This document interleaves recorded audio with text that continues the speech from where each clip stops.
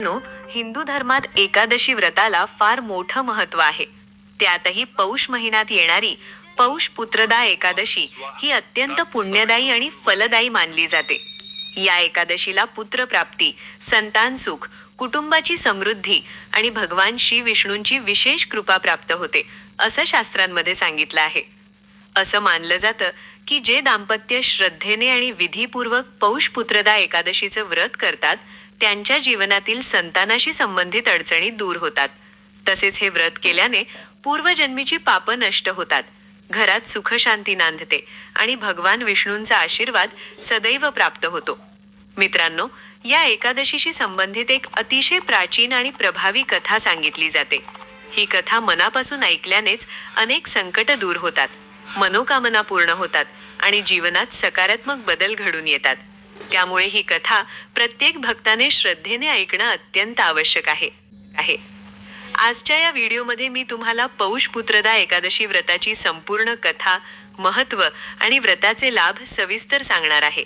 ही कथा तुम्ही शेवटपर्यंत नक्की ऐका, कारण यात दडलेली आहे फार मोठी आध्यात्मिक शक्ती. कथा सुरू करण्यापूर्वी मित्रांनो, एक छोटीशी विनंती करतो. मित्रांनो, मी खूप मेहनत करून हा व्हिडिओ बनवत आहे, पण अनेक लोक डिसलाईक करतात. माझी तुम्हा सर्वांना एकच विनंती आहे, कृपया माझ्या व्हिडिओला एक लाईक नक्की करा. तुमच्या पाठिंब्यामुळेच माझ्या मेहनतीला खरी किंमत मिळते. आणि जर तुम्ही चॅनलवर नवीन असाल तर चॅनलला सबस्क्राईब नक्की करा, अशाच भक्तिमय व्हिडिओंसाठी, आणि बेल आयकॉन दाबा. कमेंटमध्ये ओम नमो भगवते वासुदेवाय लिहायला विसरू नका. चला तर मग मित्रांनो, पौष पुत्रदा एकादशीची पवित्र कथा सुरू करूया. प्राचीन काळी भद्रावती नावाच्या सुंदर आणि समृद्ध नगरीत सुकेतुमान नावाचा एक धर्मपरायण राजा राज्य करत होता. त्याची पत्नी चंपा ही गुणी आणि प्रेमळ राणी होती. राजा सुकेतुमान आणि राणी चंपा दोघेही न्यायप्रिय शासक होते आणि प्रजेला ते आपल्या संततीसारखे प्रेम देत असत. राज्यात सर्वत्र सुख समाधान आणि शांतता नांदत होती. मात्र एकच दुःख होते की या राजदंपतीला मूल बाळ नव्हते. राज्याच्या सर्व जनतेलाही राजाप्रमाणेच हळहळ वाटत असे की या सुजात राजवंशाला पुढे नेण्यासाठी राजदंपत्याला संतती लाभावी. दरबारातील ज्येष्ठ मंत्री आणि खुद्द राजपुरोहितही या विषयावर काळजी व्यक्त करीत. ते वारंवार राजाकडे आपली चिंता व्यक्त करून योग्य यज्ञ पूजा सुचवत असत. प्रजाजन देखील देवाकडे प्रार्थना करत असत की त्यांच्या प्रिय राजाला लवकरच पुत्ररत्न मिळो. राजा सुकेतुमान आणि राणी चंपा जसे धर्मनिष्ठ आणि दयाळू होते, तसेच त्यांचा वारसही असावा अशी सर्वांची इच्छा होती. मात्र त्यांचे नशीब साथ देत नव्हते. संतान प्राप्तीसाठी राजदंपतींनी अनेक यज्ञव्रत, दानधर्म आणि देवपूजा केली होती. राणी चंपाने देवाच्या चरणी कित्येकदा नवस बोलले, पण त्यांना दिवस येत नव्हते. वर्षामागून वर्षे लोटत होती आणि राजा सुकेतुमान दिवसेंदिवस अधिकच खिन्न होत चालला होता. राजवटीतील सर्व सुखसोयी असूनही राजाच्या मनाला समाधान नव्हते. आपल्या प्रजेचं कल्याण साधूनही त्याच्या हृदयात एक पोकळी निर्माण झाली होती, कारण त्याला स्वतःचा अपत्य लाड करण्यासाठी मूल नव्हते. एके दिवशी राजदरबारात सभा भरली होती. राजाचे सेनापती, अमात्य आणि प्रधानमंत्री राजेसमोर विविध विषय मांडत होते. मात्र राजा सुकेतुमान यांचे मन तिथे रमेना. ते एकाही मुद्द्यावर प्रतिसाद देत नव्हते. शेवटी सगळ्यांना जाणवले की राजाचे चित्त दुसऱ्याच चिंतेत गुरफटले आहे. प्रधानमंत्री शिवदासराव भीरगंभीर स्वरात म्हणाले, महाराज, क्षमा असावी, पण आपण आज काहीतरी विचारात दिसत आहात. राज्यकारभारापेक्षा कोणती तरी चिंता आपल्याला ग्रासते आहे का? राजा सुकेतुमान भानावर आला आणि त्याने एक दीर्घ निश्वास सोडला. प्रधानजी, तुम्हाला माहीतच आहे माझी काय चिंता आहे, त्यांनी उद्विग्नतेने सुरुवात केली. प्रधानमंत्री विनम्रपणे उत्तरले, हा विषय पुन्हा छेडून आपला दुःख आम्ही वाढवू इच्छित नाही महाराज, पण आम्ही सर्वही त्याच चिंतेने व्याकुळ आहोत. राज्याला पुढील वारसाची अतिशय गरज आहे. आपण आधीही अनेक यज्ञ, होम हवन केलेत, पण तरीही देव आमची इच्छा पूर्ण का करत नाहीत हे कोडेच आहे. प्रधानमंत्री त्यांच्या शब्दांतून स्वतःची व्यथा व्यक्त करू लागले. राजाने निराशेने मान हलवली आणि हलक्या आवाजात म्हणाला, मी कोणत्या पापाचे फळ भोगतो आहे कोण जाणे प्रधानजी. प्रजेचं भलं करण्याचा नेहमी प्रयत्न केला, पण वैयक्तिक जीवनात मला एकही संतान नाही. माझे वैयक्तिक आयुष्य अपूर्णच राहिले. त्याच वेळी दरबारातील वयोवृद्ध राजगुरू पुढे सरसावले. आपल्या हातातील कमंडलू टेकवत ते शांतपणे समजावणीच्या सुरात म्हणाले, महाराज, देवाच्या लीला अगाध असतात. कदाचित योग्य वेळ येणे बाकी असेल. आपण अजून एखादा प्रयत्न करू शकतो. उदाहरणार्थ, येत्या गुरुपुष्यामृत योगावर आपण विशेष यज्ञ करूया. प्रजेचेही सौभाग्य आहे की सर्वांना लवकरच आनंदाची वार्ता मिळावी. राजगुरूंच्या शब्दांत आशेचा सूर होता. राजा सुकेतुमानने निश्वास सोडत उत्तर दिले, आचार्य, आपण म्हणाल त्याप्रमाणे करा. मी सर्व प्रयत्नांना तयार आहे. पण खरे सांगू, आता माझे मन थकले आहे. काहीच करण्याकडे उत्साह उरलाच नाही. राजाच्या अंतःकरणातील वेदना शब्दाशब्दांत उमटत होती. सभेत काही क्षण गहन शांतता पसरली. प्रधानमंत्री आणि इतर मंत्री राजाला धीर देण्याचा प्रयत्न करत होते, पण राजाचे दुःख खूप घोल झाले होते. शेवटी राजगुरूंनी आणि मंत्रिमंडळाने नजरा अदलाबदल करून विषय बदलला. काही वेळाने दरबार बरखास्त करण्यात आला. राजा सुकेतुमान आपल्या मनातील उदासीनता घेऊन शांतपणे दरबारातून निघून गेला. त्या संध्याकाळी राजा सुकेतुमान राजवाड्याच्या बागेत एकटा निवांत बसला होता. सूर्यास्त होत आला होता आणि आकाश लालाभोर झाले होते. राजाचे मन मात्र गहन विचारांनी भरलेले होते. राणी चंपा हळूच त्याच्या जवळ आली. पतीच्या चेहऱ्यावरचे दुःख तिला चटकन जाणवले. ती काळजीच्या सुरात म्हणाली, स्वामी, तुम्ही इतके अस्वस्थ का दिसत आहात? मला सांगा, काय झाले? राजाने उसासा टाकला आणि उदास स्वरात म्हणाला, प्रिये, माझ्या मनात खूप दुःख भरून राहिले आहे. हे बघा, या भव्य राजवाड्यात, अफाट संपत्तीत आणि वैभवात देखील माझे मन लागत नाही. आपल्या लग्नाला इतकी वर्ष झाली, पण आपल्याला अजूनही अपत्य लाभले नाही. मला भीती वाटते की आपल्या नशिबात अपत्याचा आनंदच नाही. बोलता बोलता राजाच्या डोळ्यात पाणी तरळले.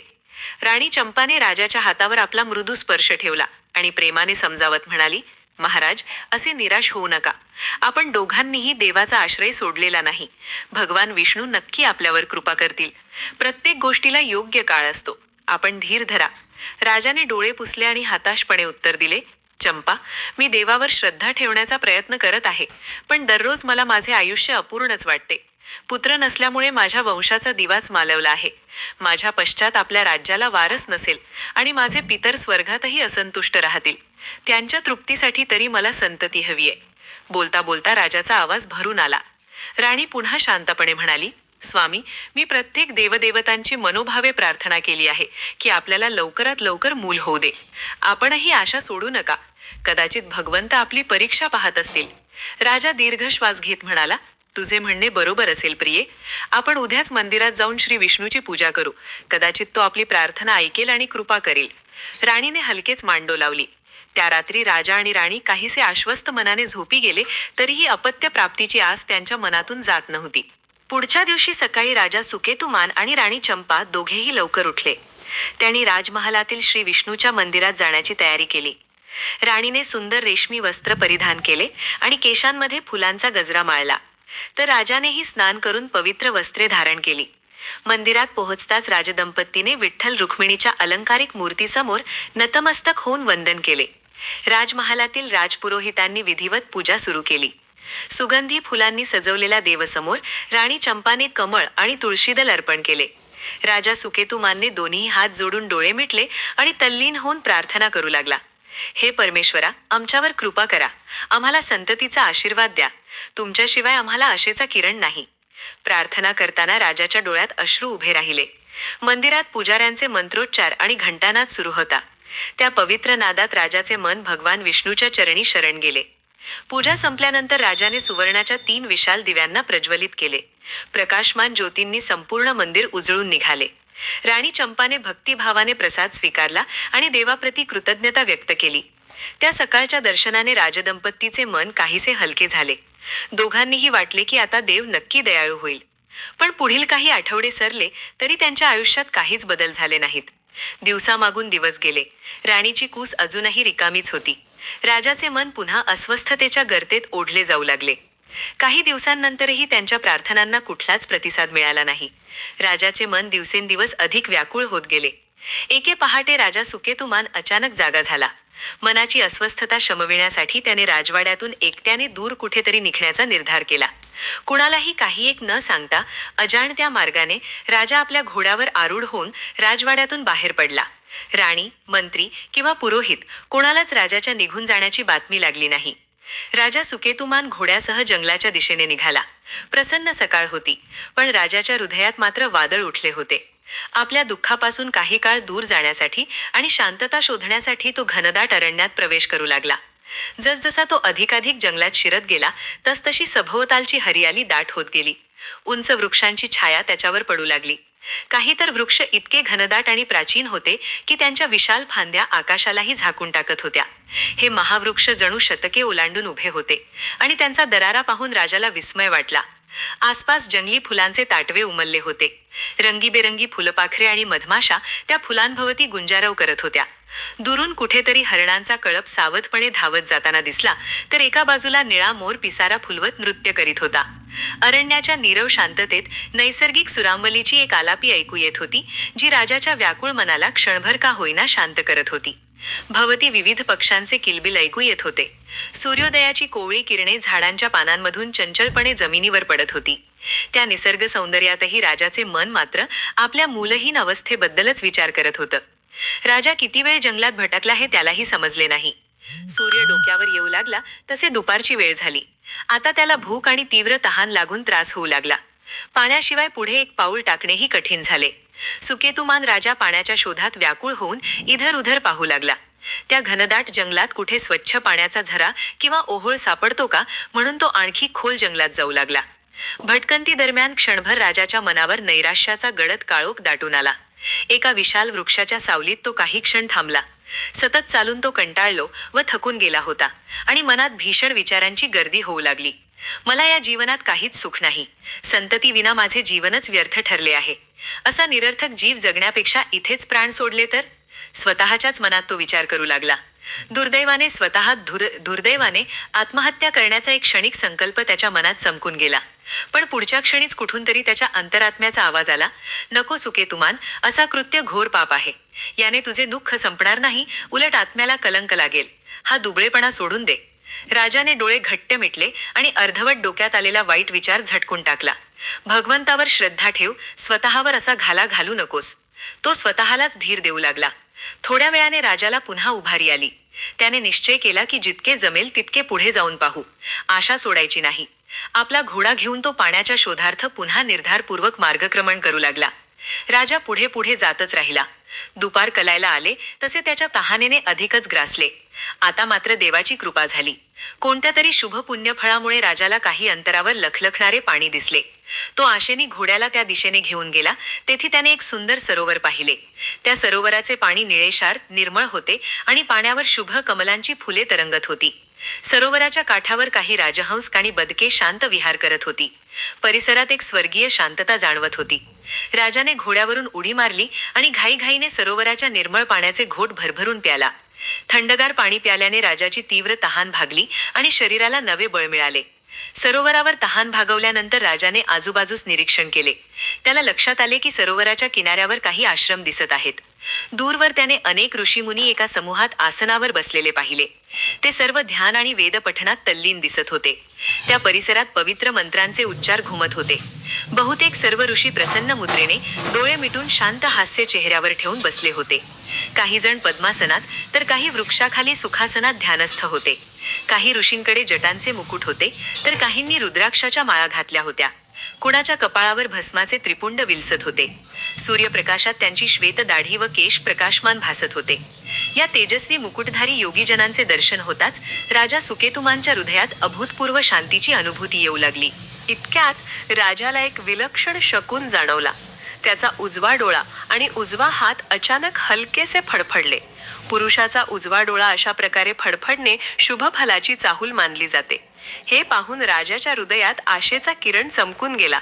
एवढ्या दुर्गम अरण्यात पूज्य ऋषींचे दर्शन झाल्याने तो मनोमन धन्यता मानू लागला. राजा सुकेतुमानने विनम्रतेने त्या ऋषीमुनींच्या दिशेने पावले टाकली. तो हळूहळू त्यांच्या जवळ गेला. त्याने दोन्ही हात जोडून सभेमधील सर्व ऋषींसमोर नतमस्तक होऊन वंदन केले आणि लीन भावनेने त्यांच्या पायांना माथा टेकवला. ऋषीमुनींनी देखील प्रसन्न मुखाने त्याला आदराने उठून बसण्यास सांगितले आणि आशीर्वाद दिला. त्यांचा मधुर आशीर्वादक स्वर जंगलात घुमला. एका ज्येष्ठ ऋषींनी सौम्य हसत प्रश्न केला, राजन, तू कोण आहेस आणि या दुर्गम वनात कसा आलास? आम्हाला तुझ्याबद्दल सांग बरं. इतर ऋषीही उत्तराची प्रतीक्षा करत राजाकडे प्रेमाने पाहू लागले. राजा सुकेतुमानने नम्र स्वरात उत्तर दिले, मुनिवर, मी भद्रावती नगरीचा राजा सुकेतुमान आहे. वनात शिकार करत करत वाट चुकलो आणि भटकत भटकत इथवर आलो. त्याने नम्रपणे आपली ओळख सांगितली. पुढे तो भावुक होत म्हणाला, आज आपल्या पवित्र दर्शनाने माझे जीवन धन्य झाले. परमेश्वराचीच कृपा की मला इथे आपले चरण पाहायला मिळाले. राजाचे विनम्र शब्द ऐकून ऋषी मंडळी समाधानाने हसली. मग राजा आजूबाजूला पाहत कुतूहलाने म्हणाला, हे महर्षीजन, या शांत सरोवराच्या तीरावर आपण सर्व कोणत्या पुण्यकर्मासाठी जमलात? आज येथे काही विशेष आहे का? कृपया मला सांगा.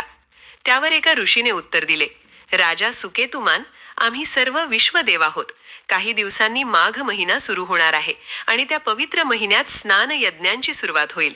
त्याची तयारी म्हणून आम्ही या पवित्र सरोवरात स्नानासाठी एकत्र आलो आहोत.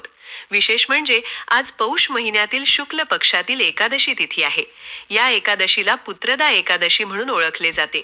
दुसरे एक ज्येष्ठ ऋषी पुढे म्हणाले, हे व्रत अतिशय पुण्यकारी असून संतती प्राप्तीची इच्छा असलेल्या व्यक्तींना याच्या पालनाने उत्तम फल मिळते. जो भक्त आजच्या दिवशी उपवास करून भक्तिभावाने श्री विष्णूची पूजा करतो त्याला भगवान नक्कीच पुत्रप्राप्तीचा किंवा इतर इच्छित फलाचा आशीर्वाद देतात. हे ऐकताच राजाच्या हृदयात दाट निराशेच्या काळात अचानक प्रखर आनंदाचा प्रकाश पसरला. आपल्या कानांवर विश्वास न बसल्यासारखा तो काही क्षण स्तब्ध राहिला. दचकून त्याच्या डोळ्यात आनंदाश्रू तरळले. तो भावनाविवश होत क्षणभरात त्या ऋषींच्या चरणांवर कोसळला आणि गदगदित आवाजात विनवू लागला, हे ऋषीवर, मी फार दुर्दैवी आहे.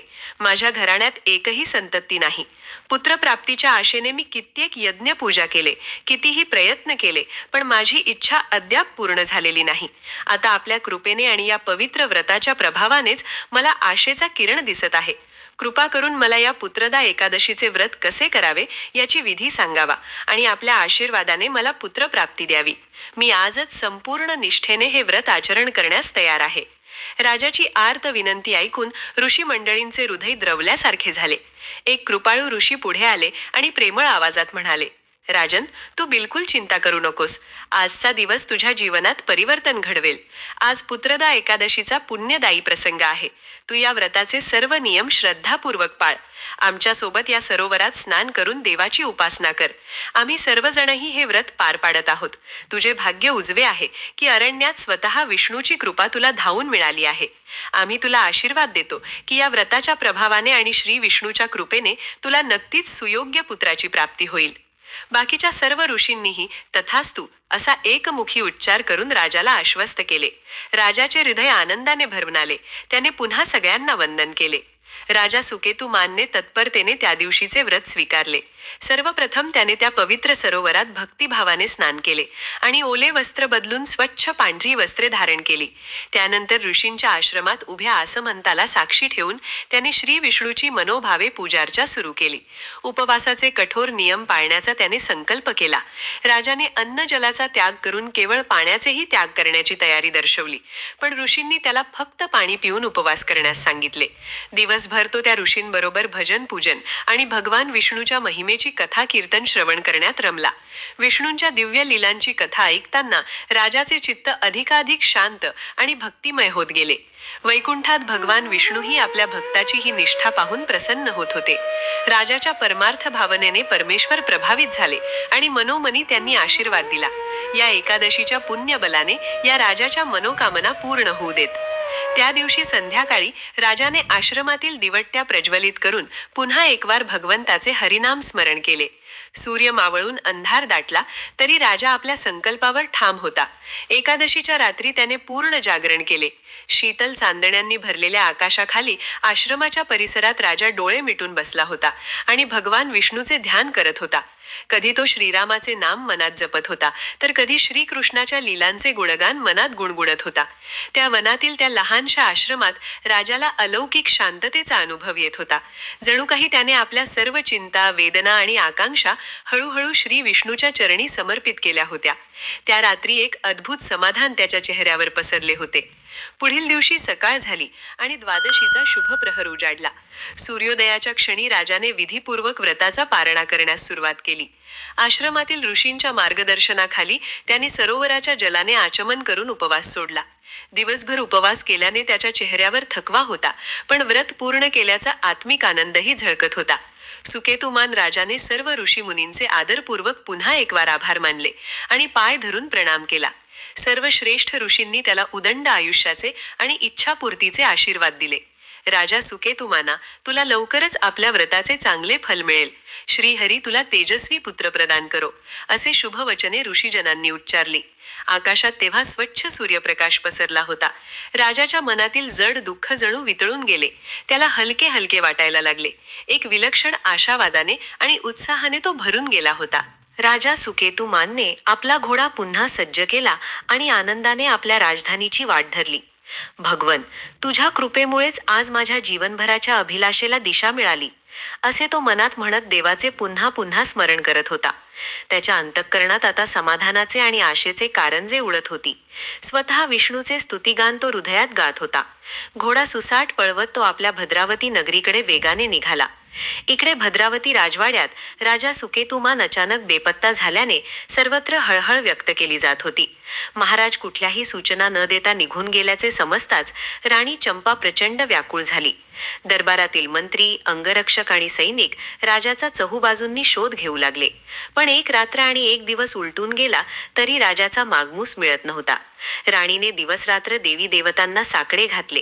पतीच्या कुशलतेसाठी मनोमन प्रार्थना केली. हे ईश्वरा, माझे स्वामी सुखरूप परत येऊ देत, असे ती पुन्हा पुन्हा देवाला विनवीत होती. राजवाड्यातील वातावरण चिंतेने भारले होते. दुसऱ्या दिवशी संध्याकाळ होत आली असता राजवाड्याबाहेर तटावर राखण करणाऱ्या सैनिकांना दूर क्षितिजावर धुळीचे लोट उठताना दिसले. थोड्याच वेळात त्यांना एक अश्वारूढ व्यक्ती वेगाने येताना आढळला. बराच जवळ आल्यानंतर त्यांनी ओळखले, तो आपला राजा सुकेतुमान होता. राजाच्या आगमनाची वार्ता वाऱ्यासारखी संपूर्ण राजवाड्यात पसरली. दरबारातील सर्वजण खुश झाले. राणी चंपा ही बातमी कळताच आनंदाने उडीच मारेल की काय अशी स्थिती झाली. तिला स्वतःच्या कानांवर विश्वास बसेना. ती तात्काळ मंदिरात धावली आणि देवाला मनोमन नमस्कार करून, देवा, हजारो धन्यवाद, असे म्हणाली. मग भरभर पावले टाकीत ती राजवाड्याच्या प्रवेशद्वाराकडे गेली. दरवाजाशी आला.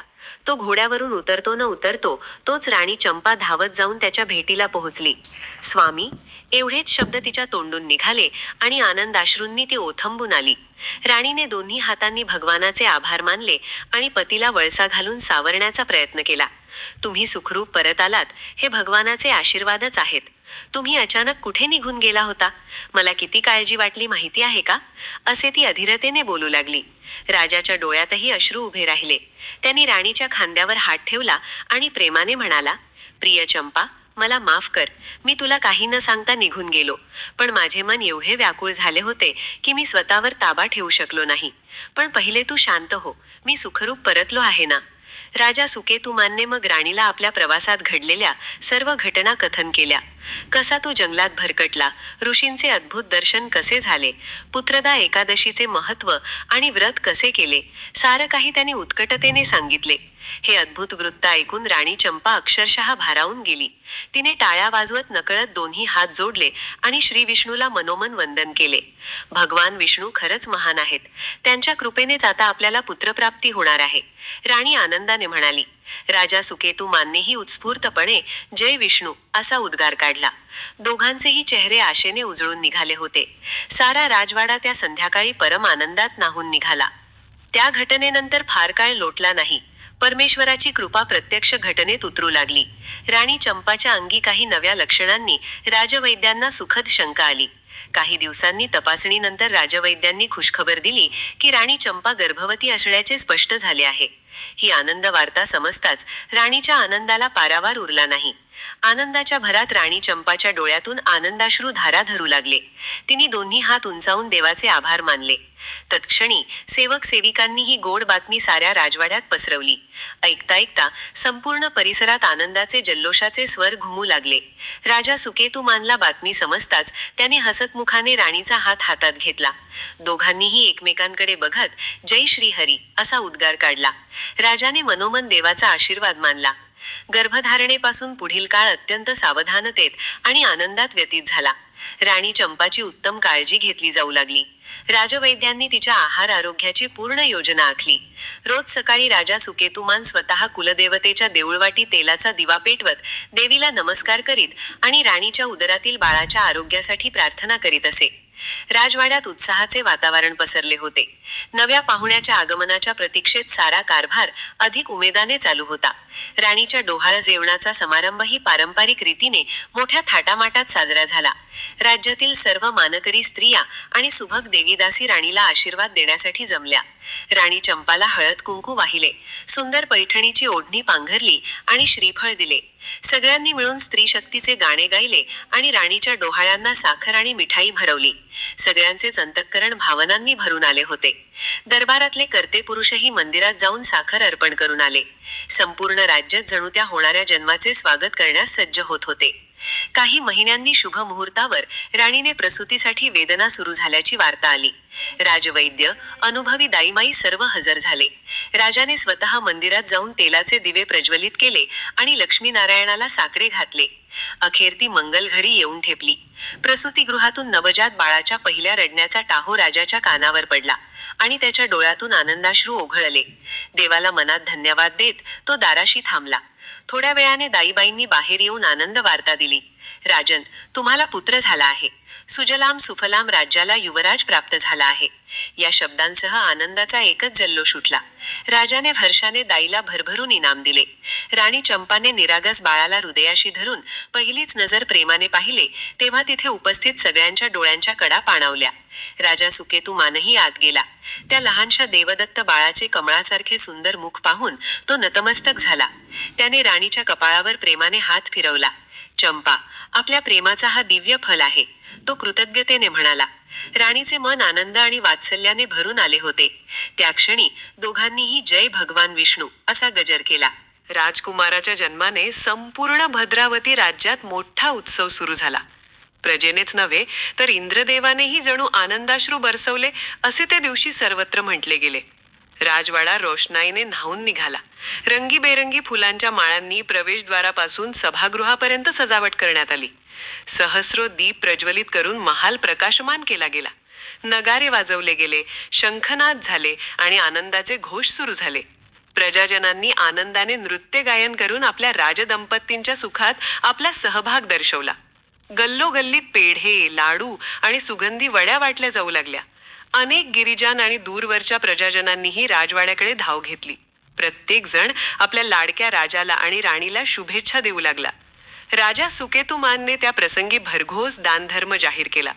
गरजू प्रजेलाही अन्न वस्त्रांचे वाटप झाले. ब्राह्मणांना सोने रुपे दान करून दक्षिणा दिली गेली. मंदिरात विशेष विष्णू पूजा आणि नामसंकीर्तनाचे आयोजन. संपूर्ण राज्याने हा दिवस अतीव आनंद आणि उत्साहाने साजरा केला. नवजात राजकुमाराचा नामकरण सोहळा काही आठवड्यांनी थाटात पार पडला. ऋषीमुनी आणि विद्वान ब्राह्मण यांच्या सल्ल्यानुसार आणि सर्वांच्या संमतीने बाळाचे नाव विष्णुदत्त असे ठेवण्यात आले. अर्थ, भगवान विष्णूंकडून देण्यात आलेला अमूल्य वरदान. हे नाव ऐकताच सर्वांनी टाळ्या वाजवून दाद दिली, कारण तो मुलगा खरोखर ईश्वरी आशीर्वादानेच जन्माला आला होता. प्रेमाने मात्र राजमाता त्याला विशू असे म्हणू लागली आणि राजालाही आपल्या पुत्राचे ते लाडके नाव अत्यंत आवडू लागले. विष्णुदत्त राजकुमार दिवसेंदिवस मोठा होऊ लागला. बालपणीपासूनच तो अत्यंत रूपवान आणि कुशाग्र बुद्धीचा होता. राजा सुकेतुमान आणि राणी चंपा आपल्या पुत्रावर अपरंपार प्रेम करत होते. राजकुमाराला लहानपणापासूनच उत्तम शिक्षण आणि संस्कार देण्यात आले. त्याच्या देखरेखीसाठी विद्वान गुरु नेमले गेले. बालवयात त्याने मार्मिक प्रश्न विचारून आणि चतुर खेळ खेळून सर्वांचा अनुपम लाडका बनवून घेतला. जसजसा तो वाढू लागला तसतशी त्याच्या अंगी पराक्रम, शौर्य आणि दयाळूपणा हे तीनही गुण चमकू लागले. तरुणपणीच त्याने आपल्या सुज्ञ वागणुकीने आई वडिलांचे आणि गुरुजनांचे मन जिंकले. पुढे जाऊन हाच राजकुमार आपल्या पित्याचा वारसा पुढे नेत गादीवर आरूढ झाला. त्याच्या सुशासनाने आणि वीरतेने राज्यात पुन्हा एक सुवर्णकाळ अवतरला.